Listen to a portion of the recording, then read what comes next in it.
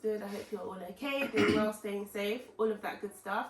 If you don't know already, my name is Mariska. It's so nice to meet you. I hope you are coming to stick and stay with us on this channel. And if you are a returning subscriber, then what's Gucci? What's good? I hope you're okay since the last video that I uploaded. Okay, so this video is basically about labor. So from the beginning of the 24 hours till I pushed out the baby, she was with me. So I'm gonna talk you through half of the day, and then she's gonna talk you through the rest. Because for the last, I don't even know how long I was in labor. So yeah, I was basically high. So she's gonna talk about that part because I don't really know how it went. I just know like little glimpses of it. So yeah. Anyway, so I basically woke up here and I felt like a little trickle down my leg. I checked and there was like no smell, no nothing. Like it was basically amniotic fluid. And then I called the hospital and they were like, yeah, it sounds like your water has broken, so coming to the hospital. And then I didn't even pack a bag. Like I didn't pack a bag, I didn't pack any clothes. I just thought, yeah, I was not prepared. I just thought that maybe like I'm just going for a checkup, or they're gonna go check that everything's okay and then they're gonna make me like come back home, because I thought that when your waters break it's meant to come gushing out. It didn't. It was literally just like a little. So yeah, I went into the hospital. No. What? You missed the part where you told me. Did I tell you? I thought I told you after I was in the hospital. Oh no, I called my sister. I called my sister and then I was like, I think my water's broken, so I'm going into the hospital. And I didn't believe you. Did you drive me there? I didn't believe you. Did you drive home? Why didn't you believe me? Because when a couple of weeks before that, you decided to play a prank on me. Like, oh, my water just broke. I thought, what was I even doing at that time? I don't remember. But then I was like, I had to just drop everything. Wait, what? And then where was I? I cannot remember. I don't know. And did you text me or something? I can't remember. Oh yeah, I texted you. Was it you text me? Yeah. And I was just getting hot. And I think you FaceTimed me and I didn't pick up. Yeah. Yeah. This time round, when you called me, I wasn't really taking it too serious. And then what made me even believe you? You are what calling you? Yeah, I was so glad you called me because that day was looking boring. It was just dry. So then when I was like, oh, my sister's in labor. And then he was panicking. He was like, oh my gosh, she's not going. And then I was just like, yeah, it's alright. Like, let's calm down. And then I went. So what made you believe me after? Did you call me? I think I FaceTime. Yeah, FaceTime, and then Dimple. I don't think you showed me any evidence, but I could tell that this was for real. How? But I kept asking you, I was like, are you sure it's not a prank? And then you got annoyed. I was like, it's not a prank. That sounds like me. Cool, so then I went to the hospital. Did you drive me there? That's what I want to know. Did I drive You didn't drive. So did you drive home to take me? Yeah, I came to pick you up. The whole day is like a bit fuzzy, but yeah. So you drove home and then you took me to the hospital. Yeah. And then we went to the prenatal. Prenatal ward. Prenatal ward. So then what did they even do? They did that thing where they put the band on you and then put they monitored the baby's movements. And they just left me for like 2 hours. Came back. It was basically just to see that baby's movements were okay. And then they also what's that thing that, you know, when she put it up my thing and then she opened it and then she swapped around? I know. Basically, there was this tool, yeah. It's like a smear test. Like if you're doing your smear test, yeah. Yeah, so then they basically have this tool that they use to kind of open up the vagina to kind of swab around, because they wanted to see that the substance that came out was really like the fluid from the. But I think at the point where they did that, the actual doctor, she was annoyed because she said that at this point you should be able to tell that it's labor. And then yeah, but then remember when they came up first, they said that it wasn't, so we were gonna go. And then she said, oh no, she's gonna, like, they've checked it again, and oh yeah, it's true, like it was that my water's broken, so they're not gonna let me go home, because once it's like being broken, it's basically punctured. It's like a balloon, so if it has a hole in it, it's gonna keep on trickling down, but you can also get an infection. So things can also go into the balloon, and then obviously the baby can get infected, I can get infected. So they didn't let me go home. They let me sleep in the we went straight to the labour ward actually. Went straight to the labour ward because I think I'd opened, I dilated. Maybe I dilated by like 2 centimeters, but the reason why I went straight to the labour ward is because they said that they want to monitor baby's movement, but also to like induce me falsely, so to kind of get the contractions going and get ready for the baby to come. So we went straight to the labour ward. When we got settled down in the labour ward, my sister went straight home. I have no idea what happened at home. Wait, what? So remember when we went to the labour ward? I didn't go home. How did I get my hospital bag? Oh yeah. So basically, we went to the labour. We hadn't eaten. I think you don't understand. We left home because I remember I left work at 9 something. I think we got to the hospital around 10. Yeah. And then we were in that prenatal place till Ages, 5 p.m. yeah. I think the only thing I had was what, Fanta or something. We were waiting for some tests. Like when we first went, they did some tests. Was it blood? I don't know, we were waiting for a lot of things, but then because there was a lot of people and they didn't have enough staff, which is not their fault, so it was a lot of waiting. So we didn't actually leave the prenatals until 5 p.m. or 6, like literally closing time. Yeah. So then when we got to the labour ward, obviously I had to go get your stuff. And then I think I came home and I ate. Where I feel like I kind of fumbled the bag was that I didn't have my hospital bag packed. I didn't have the baby's bag packed. I didn't have the baby's cot set up. I hadn't done anything. Like basically I was gonna do everything, like I think the week after I was gonna go do my nails, I was gonna go do my eyebrows, I was gonna go get a wax. Like you were very annoying with the whole wax thing. No, I was actually being serious. Like, you know how they don't care. Do you know how many they see on a daily basis? Yeah, but still, I wanted to look fresh for the baby. Basically. What does she know? My nails were meant to be done, my eyebrows. I looked so scary that day. Like, apparently you said I didn't. Oh, your breath. Your breath. She said your breath was honking. I didn't brush my teeth. It was so bad.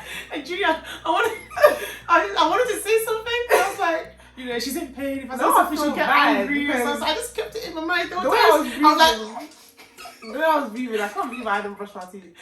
But anyways, in my face. So what happened? Yeah, so then we went into the labour ward. Once we settled down, she came home and got all the stuff. So when you came home, what was the atmosphere like? Like, what was it like? What happened? Everyone was just chilling. But then...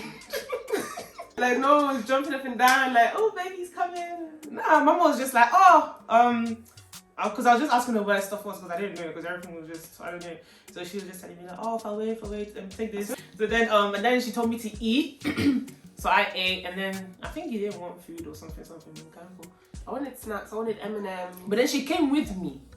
Who? Mama. Yeah! They were like, because of COVID, you know when we got to your birthing partner. When we got to reception, she snuck in. How? She snuck in past the first reception, right? So now we're in the main ward. How? And then she basically, then she ran. And I was just standing there like, wait, what was it? Then I just walked. And we went to the room, and then the woman was like, oh, so you need to decide. She was proper arguing with her. She was like, Emma, I know a chim. Like, make sure, basically, don't let them, like, don't have a C-section, because apparently, I don't know why she's so against C-sections. I think it's an Af thing. They're so, and I feel like they don't understand that C-sections are not anyone's first choice. Like, if you had to have one, you had to have one. No one would pick. All I remember is that she was telling me that she wants to bring me soup so I can drink it. I was like, the pain that I'm in, honestly, I can't drink soup.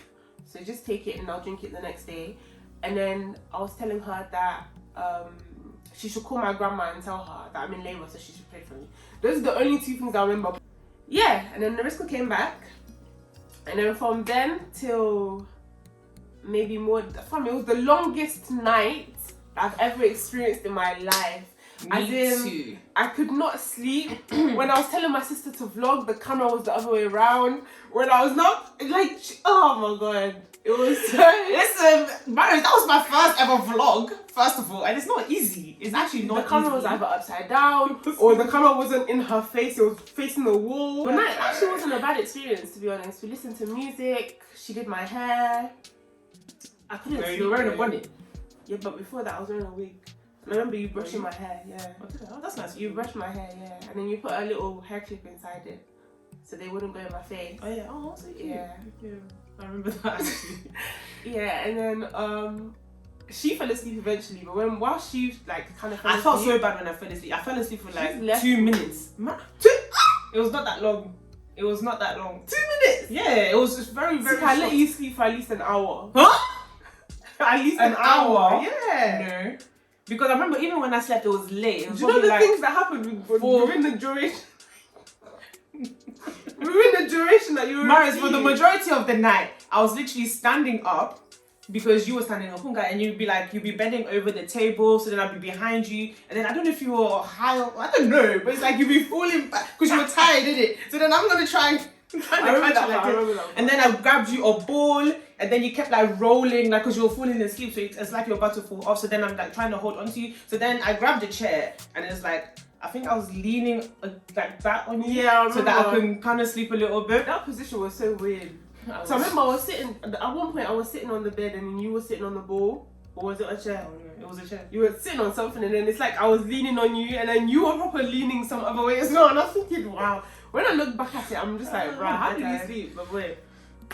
So those 5 minutes that I slept, it was something. We sang songs. Did we? Yeah. We sang. I remember singing with the speaker. Do you remember? I remember listening to music. Did we sing along? I remember singing. Oh, maybe. So then, eventually, I think I got some sleep and she got some sleep as well when I finally got some sleep. But I couldn't sleep. Like, every position that I was sleeping, I was getting contractions at this point. But every position that I was sleeping in was literally painful. Like, there was a certain position that I could lay down that was okay. But I think it was, like, on my side. If I turned to this side, problem. If I turned on my back, problem. Like, I couldn't do anything. So eventually I got like some sleep and then it was morning time. So the doctors now came in. I don't know why I didn't brush my teeth that morning. What were we doing? I don't know why I didn't brush my teeth. You didn't brush your teeth either. My breath didn't stink, so and I can't lie, like at that time no one was really. It must have been the gas in the air. Yeah, that's what made your breath. Yeah, it must have been that because my breath was fine. It wasn't. It was fine. But anyway, so this is how that part went. So we woke up now, and then they gave me a catheter. First of all, the catheter that they gave me, I don't know, like, can it be in any arm? In any hand? Yeah, in a vein. First, she put it in this. She did twice. She put it in this. She picked such a hand, rubbish one because that's so tiny. Bro, she put it in this arm first. This wrist, she did it wrong. She put it now here. She did it wrong. And then she tried the other arm. Like, I've literally got scars from all 3 attempts. And I remember with this one, I was gushing with blood, as in the blood that I need to pump the baby out. She was now wasting it. Anyhow. I don't get why she didn't just put it somewhere here. Can you do that? Yeah, anywhere where there's a vein. Like, you literally see it. Any vein? Yeah. She was looking for one particular vein. I don't know. And she was like, oh, I can't find the vein. I can't find the vein. Yeah, anyway, so then that was, and it was so painful. Like, up until the next day, I could still feel, because she didn't want to take it out in case they needed to plug me in again for extra anything, really. I still had the thing in my hand after I'd even delivered the baby, so yeah. But anyways, so they now gave me the catheter and then they gave me some fluid. It was like a clear kind of fluid. Is that what it's used to be? Huh? There was something in it. It was fluid. Something. Then they put some medication in it. Yeah, and then they said that I think after each hour or so they were gonna turn it up. Like they're gonna increase the dosage. This started at like 10 o'clock. By 11 o'clock, the contractions. Oh my gosh! Like I was literally ready to push. 11 o'clock, I was ready to push, and then it was so painful. Yeah, that I was just like, oh no, I need some kind of like Do you know? I think you filmed it for a long time. I did. I actually did. No, I feel like me myself. I actually did really, really well because I filmed it. Like I tried to not take any kind of like Because they kept asking for a while. Yeah. And I kept on saying no, I'm okay. I just kept on like breathing and kind of controlling my breathing. But then eventually I was just like, nah, this is too painful because the induced labour is way more painful than the natural labour. So I asked for gas and air. And with gas and air, you basically just have this like an inhaler kind of thing, and then you breathe it in, and then you breathe it out, and then it basically just makes you high for 15 seconds, and then it goes away. And then you have to basically inhale again and exhale again. At one point, I couldn't take it anymore. I wanted the epidural. Oh my god, you know when it's your turn, I'm gonna say no. I didn't say yes to them. No, I'm gonna say no, you can't have the epidural, just use gas and air. Why? Do you know how painful it is? And you didn't let me take it. I'm glad you didn't let me take it though, but yeah. Because I didn't feel like you needed it. Plus, they were going to give you pethidine after. So I think it was the point where we were going to give you pethidine. That's when you were like, oh, I'm about to deliver. Like literally, they was getting everything prepared. Because that's the next, you know, it's gas and air, then it's pethidine, then it's So which one is that? Is that like an injection? Pethidine?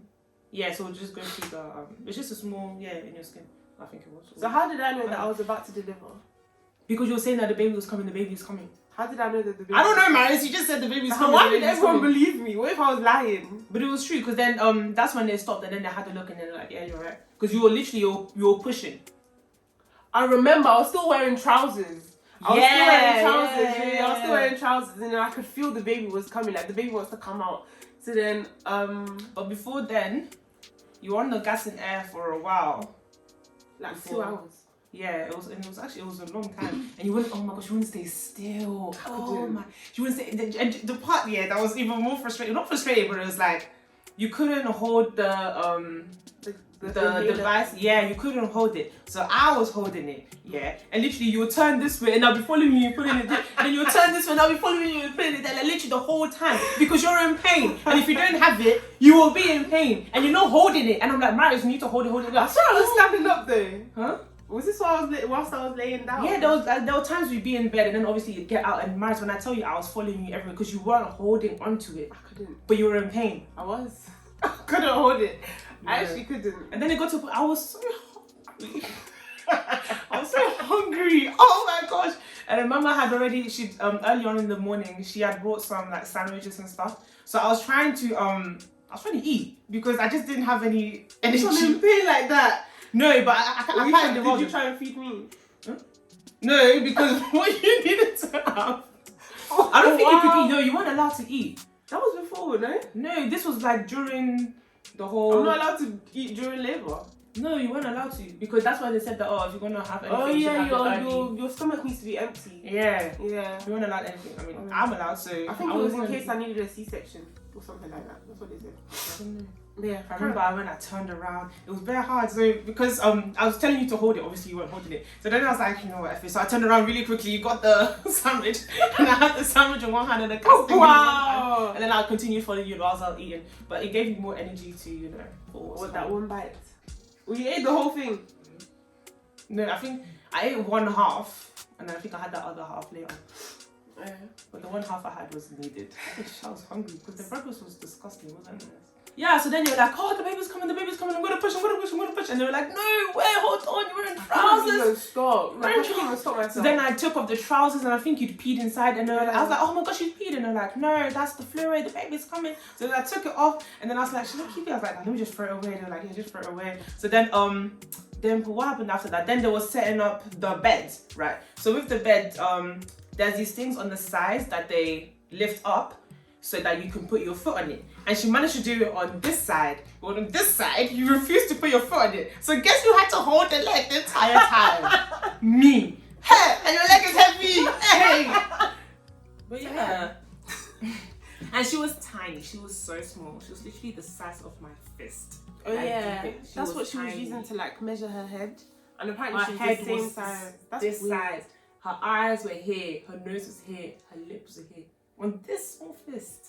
That's crazy. Like she was literally the smallest baby ever. Tiny. To the extent where I tried to like put my nipple in her mouth so that she can suck it, but she couldn't. Her mouth was too small. So like tiny. She was so small. She was ad libs. Nah, she was actually so sore. So yeah, and then after we just went to the birthing centre. Obviously, she couldn't come with me. She couldn't sleep there with me. So she went home. And then my mum snuck in again. She snuck in. Did you know? She came there in the middle of the night. She came there in the middle of the night around... Did you walk? Mama came there. She came there around 10 o'clock. No, 11 o'clock because no one was allowed in. 11 o'clock. She was like, oh, I just want to like come and see you. I said, cool. She should come to the door and I'll bring the baby to the door. So she had like a little kind of bed kind of thing and I just kind of rolled her down to see grandma. And then, yeah, she held her for like a minute and then we went back inside. So yeah, that was nice. Yeah, like Wednesday afternoon, my mum came to pick us up and we went home and literally life started from then.